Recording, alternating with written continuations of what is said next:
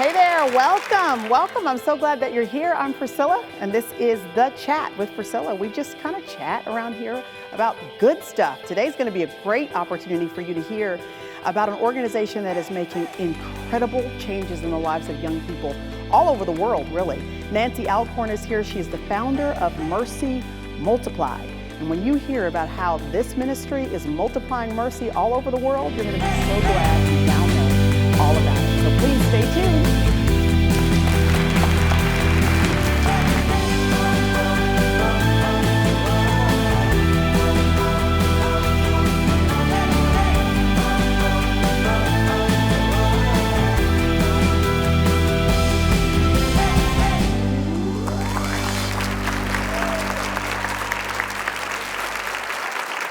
Hey there, welcome. I am so glad that you are joining me. This is a fun place to be, especially today, because there are a lot of great people that we're going to be talking to today that you're going to want to stay connected with and know about. And so I'm glad that you're here. This is The Chat with Priscilla, and we just chat about stuff that I hope will be exciting to you. Listen, this is part 2 of a conversation we've already been having. So if you have not seen part 1, make sure that you sort of go back and see that one as well, because it'll kind of connect the dots between that and what we're going to be talking about today. We have been spending time with Nancy Alcorn, who is the founder of Mercy Multiplied. It is an organization that changes people's lives. That's the bottom line. I mean, it does lots of stuff, but the bottom line of everything is it changes people's lives. She has also authored Ditch the Baggage, a way to change your life, keys to your freedom. You're going to want to grab hold of this. Will you guys please help me to welcome Nancy Alcorn back to the program?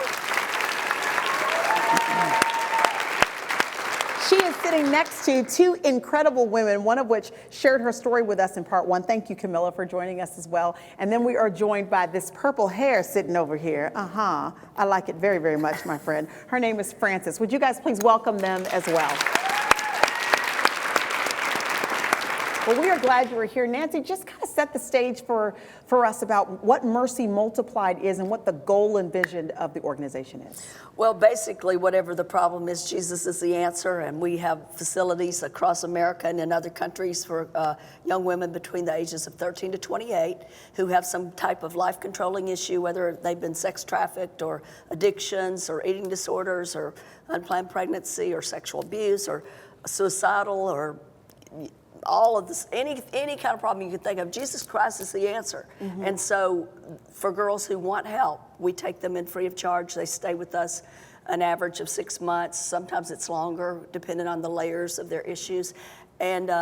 And we help them discover who they are in Christ. They no longer identify with what they've been labeled or told they could never do or what they will never be, but they find out that God has a great plan for their life and His hope, give them hope and a future, and that they can actually use what's happened in their past, like the Apostle Paul did, to have a future and give other people a future.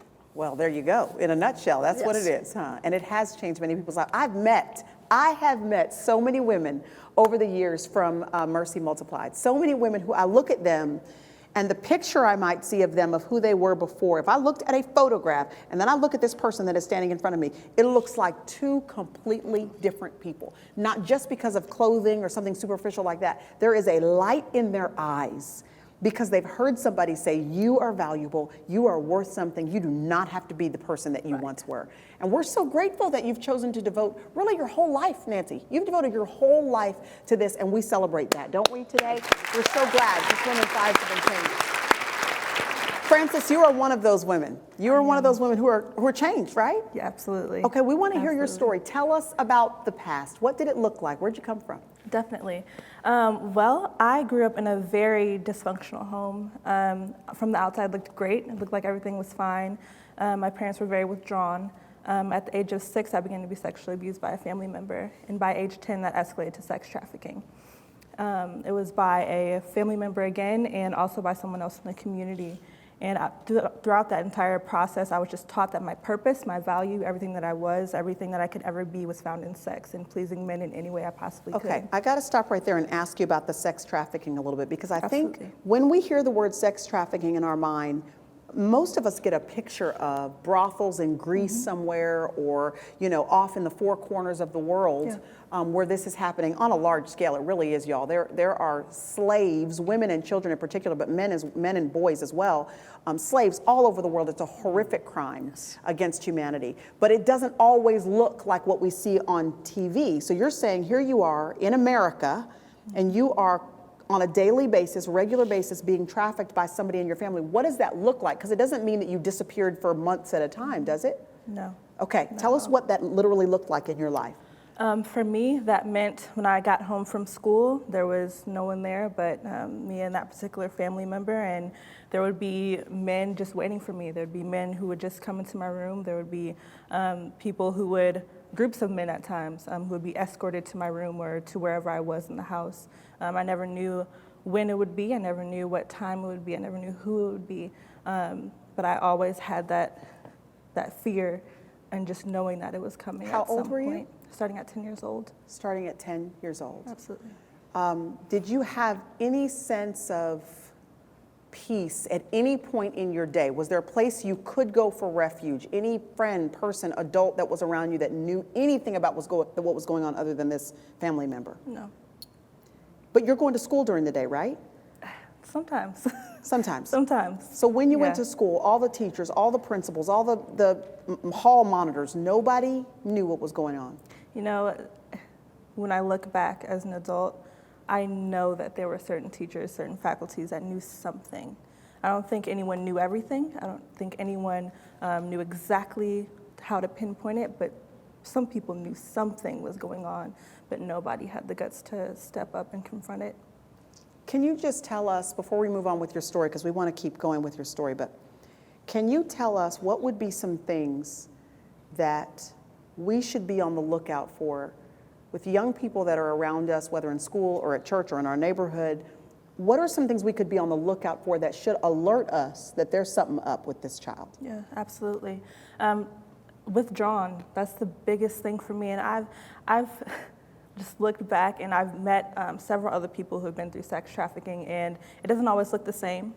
But definitely I could say there's just a vacancy, and there's always a sense of fear, anxiousness.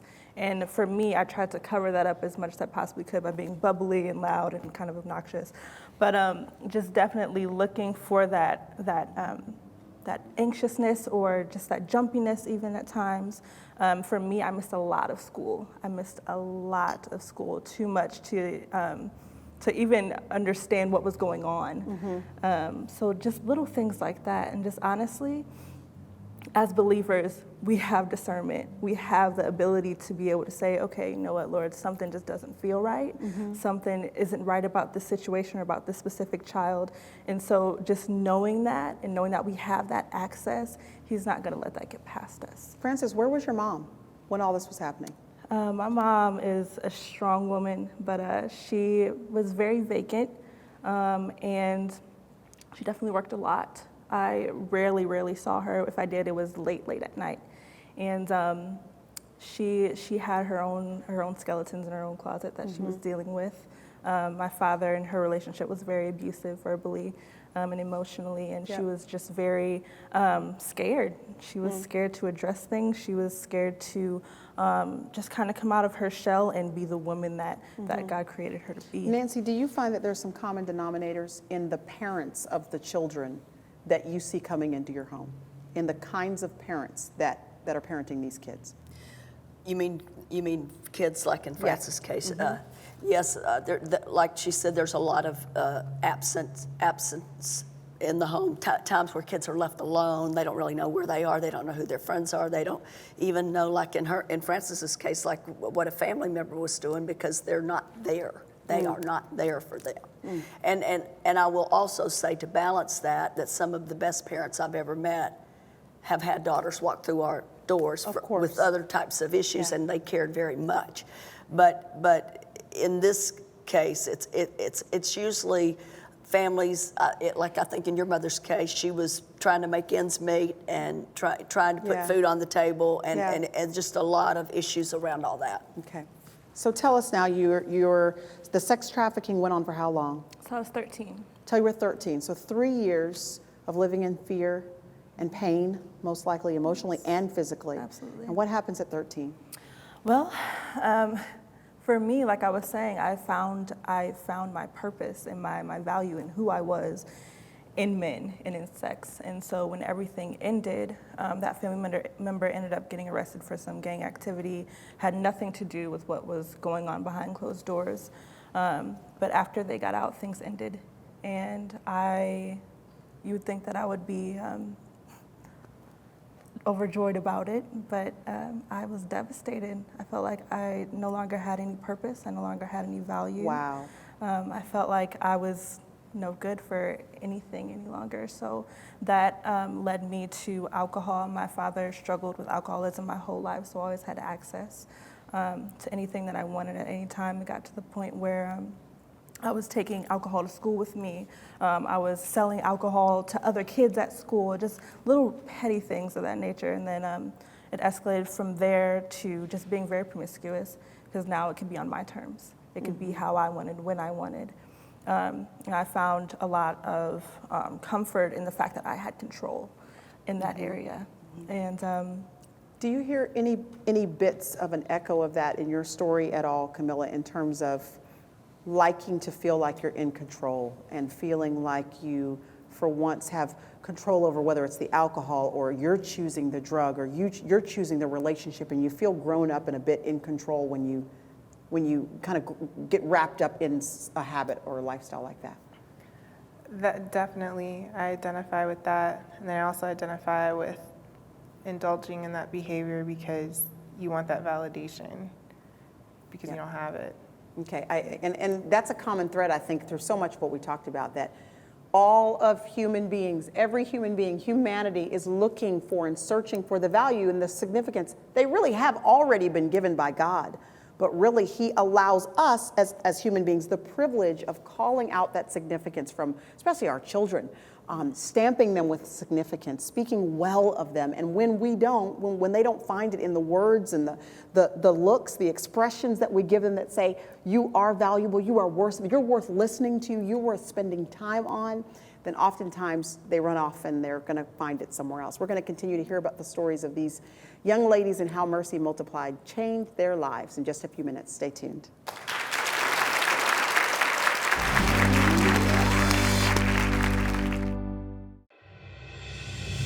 If you're feeling discouraged and defeated, if you're a bit overwhelmed or maybe even feeling undone, if you're wondering whether or not your future has any hope of victory, then listen, this Bible study is for you. Strongholds are torn down by the Word of God. Fortresses are dismantled by the Word of God. When you place faith in Jesus Christ, the righteousness of Christ is credited to your spiritual bank account. That you are the righteousness of God in Christ Jesus. I invite you to join me for a lesson in putting on the full armor of God. Our lives are going to be changed, yours and mine, because we're going to learn that we've got the victory in Jesus' name.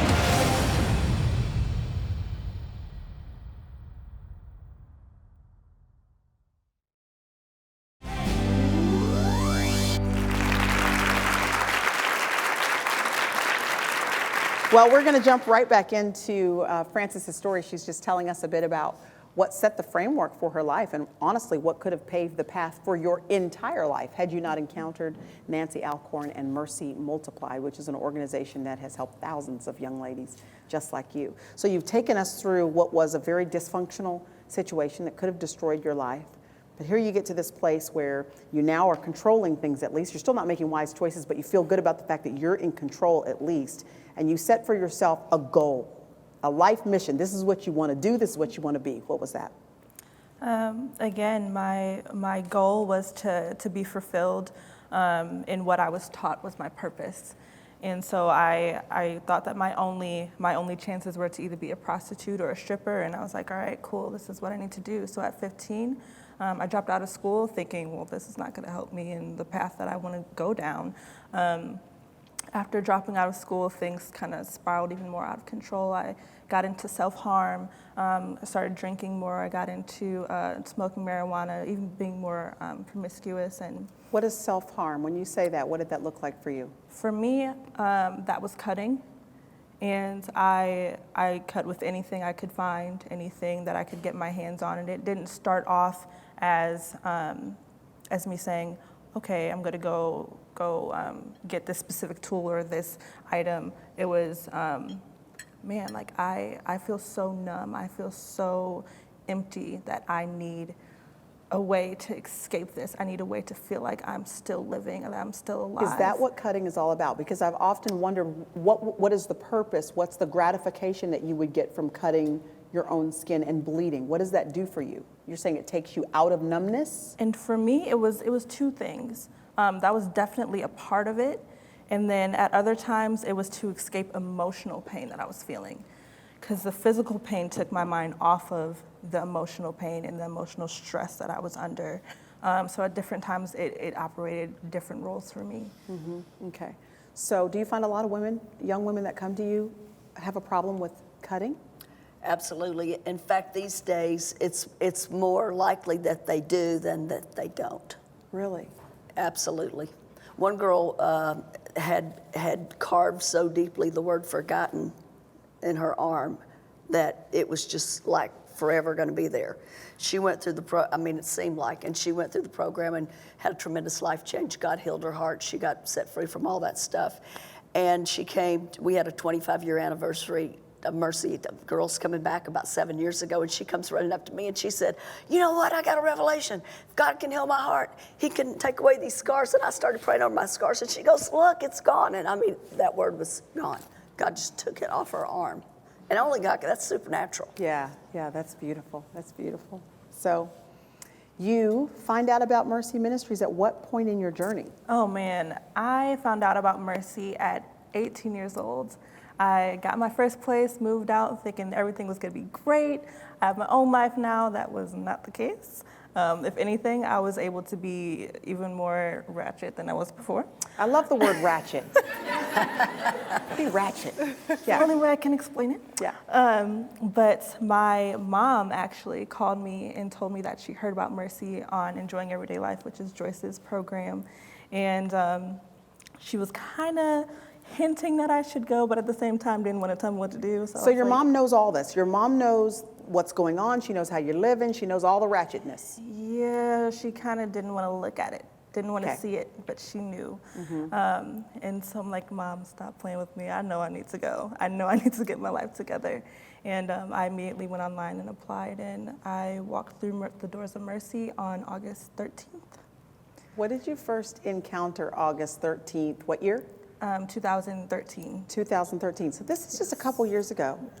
What did you encounter how did you feel when you walked into this environment? If anything, I would say overwhelmed with love and with acceptance right away. And it wasn't that I had to prove to them who I was, or I didn't have to show them some type of activity as to what I could do for them. I just had to be me. I just had to let my walls down. That was the hardest thing for me. But just being able to experience God's love in a tangible way through other people was something that was so foreign to me and so scary, but also so comforting because it felt right. Camilla, what if there's a young lady that is considering this, and what can she expect? If she goes, what can she expect to find when she gets to a Mercy Multiplied House? The word identity comes to mind. Identity. Because I believe that's the main thing that's missing. Like, you just don't know who you are. And so having an opportunity to learn what that is, because it's the truth that becomes a part of you. So I would say that's the main thing that she can expect, in addition to all the other wonderful things that Francis alluded to. And Francis, what does your life look like today? Because how old are you now? I am 21. So you're 21 years old, you got purple hair, I we do. love it. Thank you. And you ain't ratchet no more. How about that? No, thank you, Lord. So tell us what your plans are. Oh, man. What does the future look like? Where are you working? What are you doing? What does life look like? My life is so incredibly different, and I never expected my life to look like this. I am an intern at the St. Louis Dream Center. There I work with the youth, And kids 12 to 18, sometimes like 21 because they never want to leave, I get to be with them and just be what I needed in that time in my life. And we're in inner city missions, and just being able to love on them and to see them grow and transform because of the love that they get through God and through us.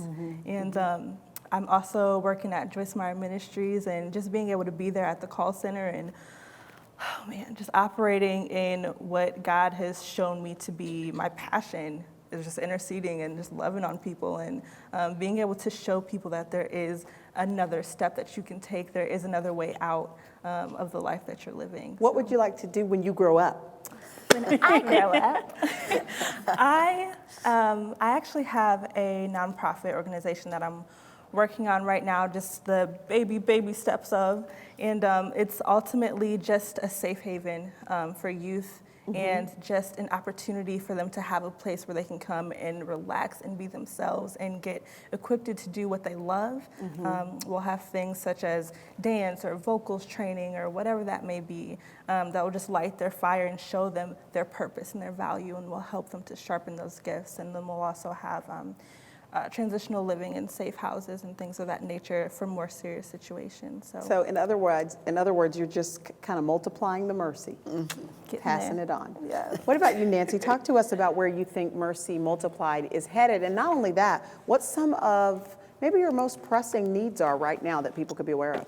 Well, we have, as far as pressing needs, we have a record number of calls this last month. I think 1,500 calls in 30-day period of young girls trying to get into the program, where we only have 130 beds. So we have 12 acres of property in the Panhandle of Florida, which is heavy in runaways and trafficking and all the stuff that we deal with. So we need finances to build that home and to continue to take the young women in. We'll never charge them because, I mean, look at these miracles, but also when I'm sitting here listening to Francis, for example, I see that mercy is being multiplied because those girls like Camilla and Francis, they receive God's mercy. They're going out and pouring that mercy into other people, telling their story. I mean, you listen to these two and you know if God can do that for them, he can do anything for anybody. So they're out there like sharing. There's thousands of young women out there that are doing amazing things. We have a young lady who just finished an internship at the White House working directly with Michelle Obama, trying to help make suggestions for how to improve the national foster care system because she grew up in foster care and she knows all the things that are wrong. So Mercy Multiplied is about the girls going out and making a huge difference. We have so many girls in other countries and doing missionary work and creating their own businesses and giving back, but also the book you mentioned, Ditch the Baggage. We decided to develop an outreach because the same principles of freedom, which are really God's principles of freedom, they don't belong to us, but we put them in book form and study guide form and leader's guide form and 11-week video form for Mercy Multiplied, and those same principles of freedom that have set these two free to go out in book form and study guide form to people out there.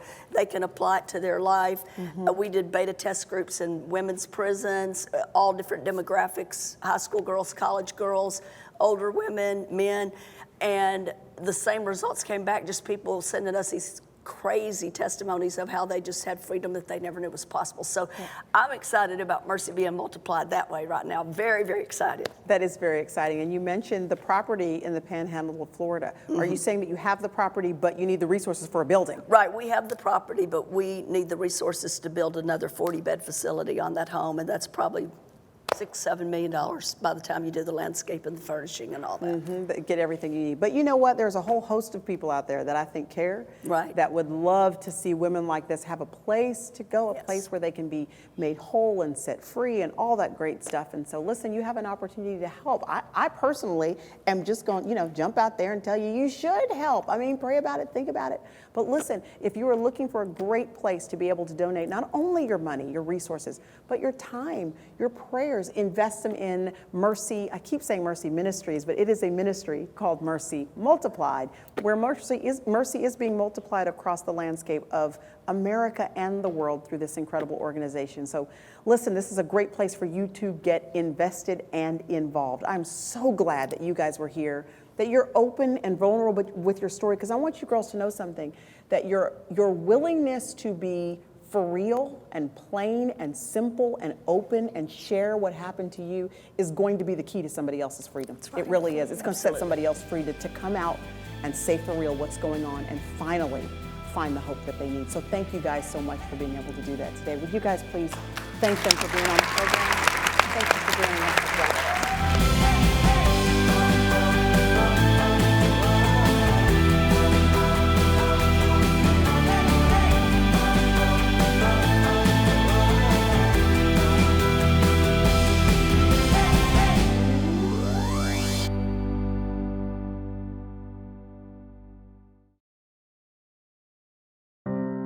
Since 1983, Mercy has helped thousands and thousands of young women find freedom from life-controlling issues such as addictions, self-harm, sexual abuse, unplanned pregnancy, eating disorders, and even young women who have been sex trafficked. We take every single girl in free of charge because of people just like you. We never take government funding or any other funding that would take away our freedom to share Christ. The girls who reach out to Mercy for help come from all 50 states. We have 4 locations across the country, and then we also are working on a 5th location in Florida. We also have 3 international locations with more expansion underway.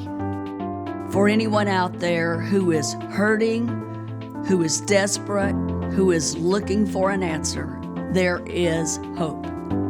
There is freedom. No matter what you may be going through now, no matter what you've gone through in the past, there is hope.